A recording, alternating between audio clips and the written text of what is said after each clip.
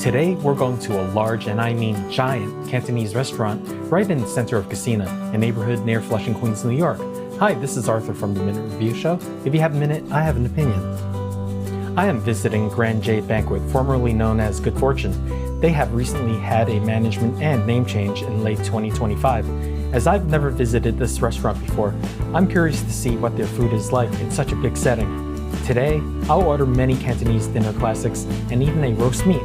Come join me and see what it's like in this gigantic restaurant, and also stick till the end when I'll review my favorite dish, the star of the show. You don't want to miss it.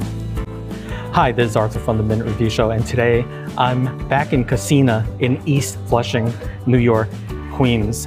And I'm at a place that used to be called Good Fortune Restaurant, but now it's changed its name to Grand Jade Banquet. It's a Cantonese restaurant, and this is my first time here. When I stepped into the restaurant, I was just amazed, because when you hear the name Good Fortune, you don't think about a gigantic restaurant, but this brand new name connotes the scale of this restaurant. When we stepped in, we saw 3 giant banquet halls. Also, we saw partitions put up for separate parties. I'm here on a Saturday night, and there's a lot of preparation that's going on. It's around 4:30 right now, a little quiet, but all the waiters are doing their best to set up for tonight. So what this restaurant is a Cantonese restaurant, and we got this menu here, and we're going to try a bunch of their dishes to see how their Cantonese food is. We're actually only about a 10-minute ride away from Flushing, Queens, right in the heart of it, but we're more on the outskirts of it. So this is going to be very interesting to see what kind of Cantonese quality food we can get out on Kissena Boulevard. So I just can't wait. But remember, at the end of the video, I'm going to give you the star of the show after I go through all my dishes. First, I'm going to show you the menu. So check this out. Okay, this is the menu. It's the Grand Jade Banquet menu. It's a nice hefty menu, done very well in a faux leather cover. And the first thing that hits you is the roast meats you can see over here. And this is pretty extensive what they have. You have their barbecue roast pork, the tatsu, the roast pig, spare ribs, soy sauce chicken, herb boiled chicken, that's interesting, water boiled chicken, another interesting thing. And then you have 3 types of duck, roasted, country style, and honey roasted. Today, we're actually going to try the honey roasted, which I was told was pretty good. And then you have octopus, and then you have honey roasted wings and duck wings. Now, this is supposed to be an entirely Cantonese menu. So here we go. We have the abalone in this section.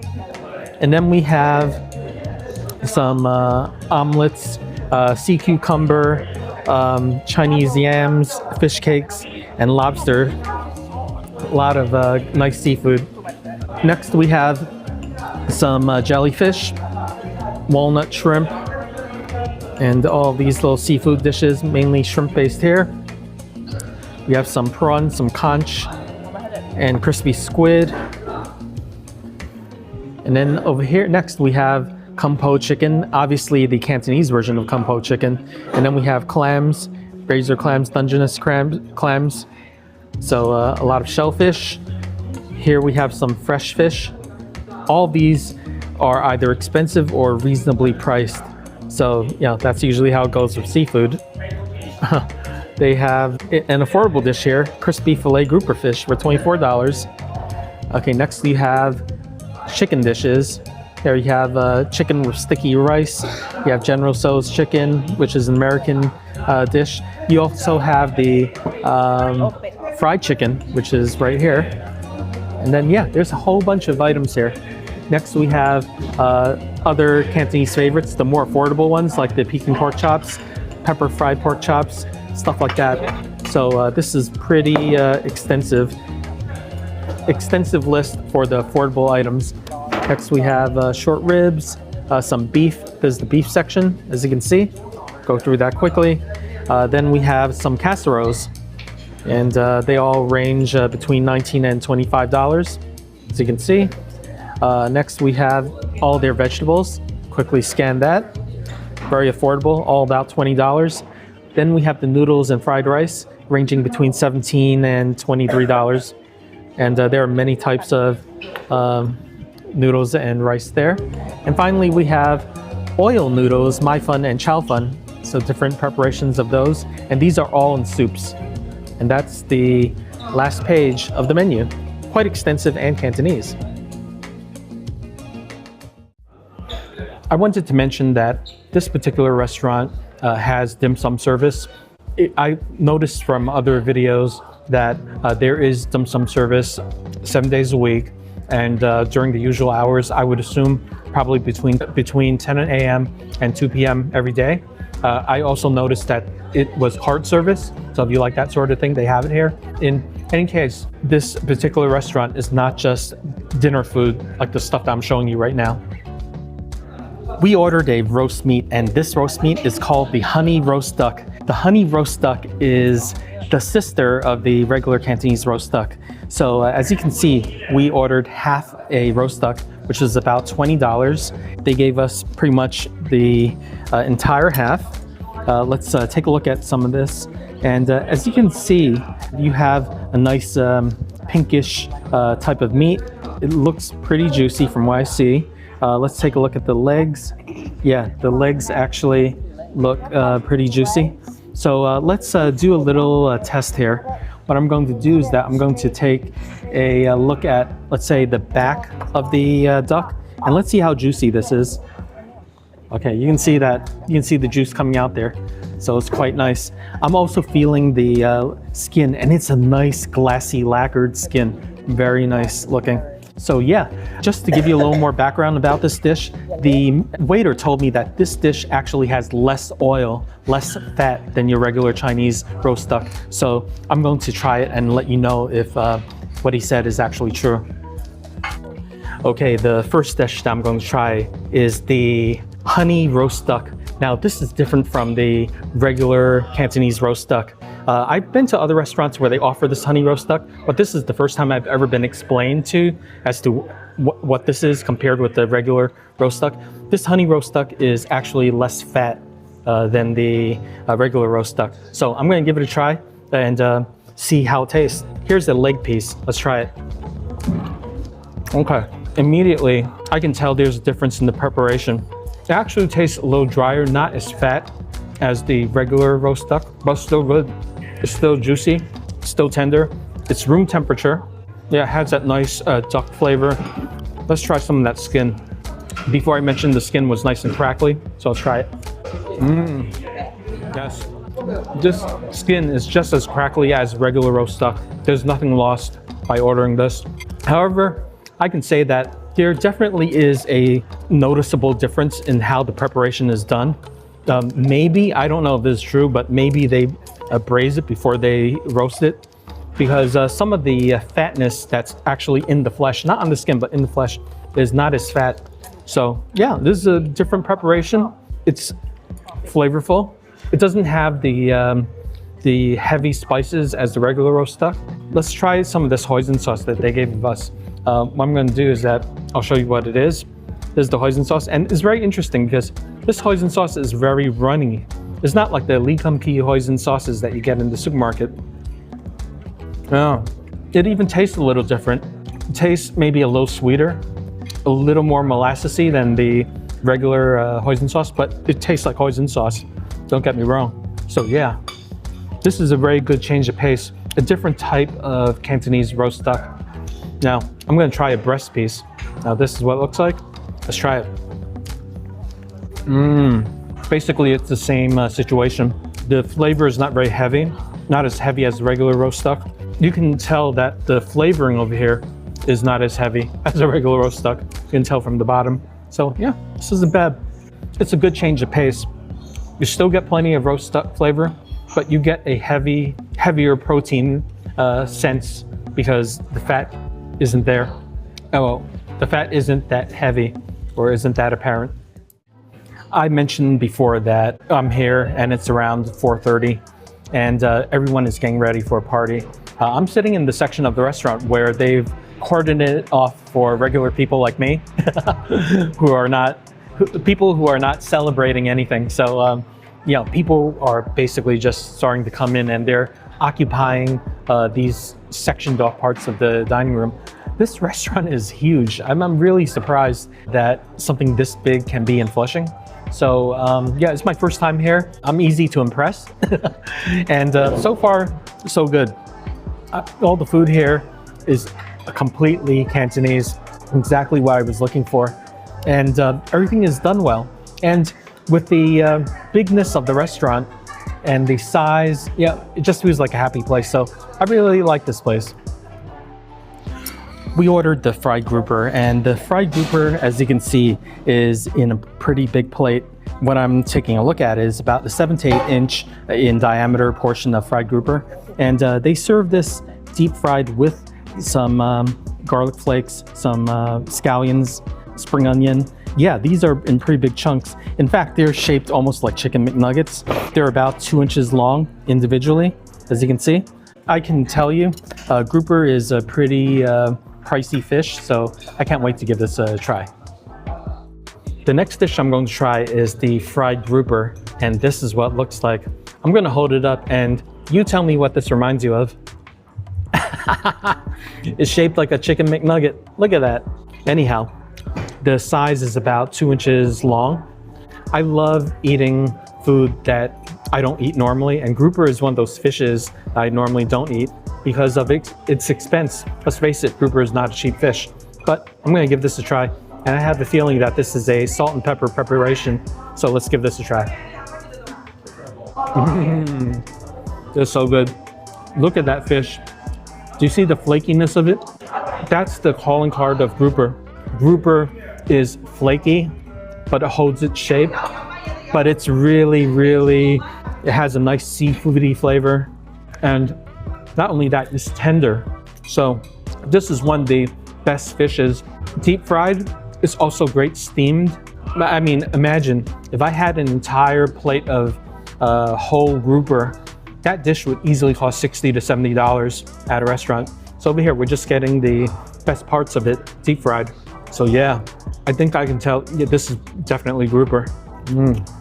So juicy, so nice. Another winner. The next dish is called the dried sauteed string bean with pork. Now this particular dish is really interesting. What we have here is we have some string bean. Usually it's run through some oil, so you get a little bit of the blistering of the skin on the string beans. And you get the pork, tiny little minced porks here. And you also have some interesting things. These are pickled radish. So this is something that's new for this type of dish. You also have a heat element here, which are some dried chilies. This dish is actually remarkable because if I stick my chopsticks in here, that is literally a mountain, about 2.5 inch deep plate of string beans. So this is really worth your money. It smells super savory, and I can't wait to give that a try. The next dish I'm having is the sauteed string beans, and this is the sauteed string beans. Now, what's very interesting about this dish is that this dish is something that I order all the time, but I've never seen it with some of this stuff, this pickled radish. So that's to add some more umami, some more saltiness to this dish. So let's see what difference it makes for this dish. Yes, adds an extra bit of flavor with the saltiness, with the slight sourness of the pickled radish. It's really good. You can just eat this with rice and that would be it, and it would taste great. One thing I'm noticing about these string beans is that it's extra crunchy. Sign of a super fresh string bean. Very nice. I just love this. The interesting thing about this is that there isn't that much pork in this. It's written down in the menu that there is some bits of pork in here, but they're super tiny. To be honest, I don't think they provide that much flavor to the dish. It's really the sauces and that pickled radish that's providing all the flavor. And look at how wrinkled the skin is. They run it through that oil, blister the skin, nice crunch. This dish, once again, well done. A well done Cantonese dish. The next dish we ordered is the fried chicken with the garlic. Now, the implementation of this is basically fried chicken and some dried garlic and some other savory items like the scallions. So let's take a quick look at what this looks like. I'm just gonna poke into this and take a look at the meat. And oh my God. I mean, I'm holding it in my hand and I'm poking it, and you can see how tender that meat is. This is done just to the point of cookedness. So you can see this one. You see the color of that? That is going to be delicious. This is nice and warm. I hate sounding so biased so quickly, but this is going to be a great dish. I can smell it. I can feel that it's going to be good. Can't wait to try it. The next item that I'm going to try is the garlic fried chicken, and this is what it looks like. Look at that nice brown skin with the garlic pieces on it. So we're going to give this a try. It looks very moist, and also it just came out of the fryer, so it's nice and warm. So let's try this. This is perfectly salted. I love it when they know how to salt their dishes. The skin has enough salt to bring out that nice chicken flavor from the meat. And before I mentioned how well done the meat is fried just to the point of doneness. So it's so juicy, so good. You can tell from the color. Absolutely great. The first flavor that hit me was that skin. I tasted the salt. It was just great. Just right from the start is saying, I'm gonna make this taste good. And they did that. One final thing that I should mention is that at some restaurants, they put a pool of soy sauce on the bottom of that dish. Well, in this particular case, they didn't do that because they know how to flavor their chicken. So that wasn't necessary. This is a darn good garlic fried chicken. I love it. The next dish I ordered is the Tai Peng Chao Mai, or the Tai Peng rice noodle stir-fried dish. And this particular dish, once again, has rice noodles, and it has a whole bunch of items that makes it really savory. It has some celery, it has some, basically there's Chinese celery, some shrimp, also has some squid. Yeah, here's some mushrooms, shiitake mushrooms, and some sprouts, and some carrots. So this particular dish is huge. From left to right, that is almost 9 to 10 inches worth of noodles. And let's stick our chopsticks in here. That's about 2.5 inches tall worth of noodles. And this dish, the calling card for this dish is its savoriness. We'll have to try it out to see how good it is. The next dish that I'm going to have is the Tai Peng fried rice noodle. Now, this rice noodle has a lot of stuff in it. So I'm just going to take a bite of it and let you know what I think. The noodle is very good. It's nice and crunchy, nice and fresh. Just boiled down to al dente, nice noodles. Now, another thing that I noticed is this mustard green. That's usually a part of the noodles, and it provides great flavor for the noodle. It's a standard part of this dish. We also have small little bits of shrimp like this. It's excellent. Here's another piece of seafood. Not sure what this is. There's actually scallop in that dish. I didn't expect that.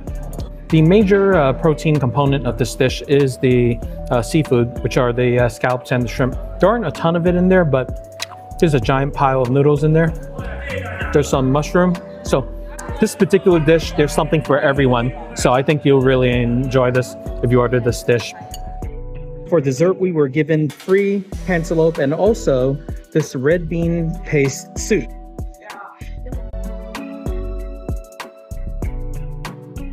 And now's the time for your favorite part of the show. Ta-da! The star of the show. And today, the star of the show is something that I normally don't eat because it's a very expensive dish. And that particular dish is the fried grouper. The fried grouper is amazing. The freshness of the fish is so apparent. The moment you bite into it, it's firm yet flaky, firm yet tender. The salt and pepper mixture that they put on that fried exterior is so nice and savory, and the flavor just jumps out at you. And not only that, for about $25, they give you a huge portion. So what more can you ask for? You get premium ingredients, a fair amount of food, and delicious food at that. The meal is over, and this is an amazing meal. When I came here, I thought it was a different restaurant, but when I found out that they changed it and has a new name, somehow it just feels new, it feels refreshed. And what I love about this restaurant is it's a 100% Cantonese restaurant.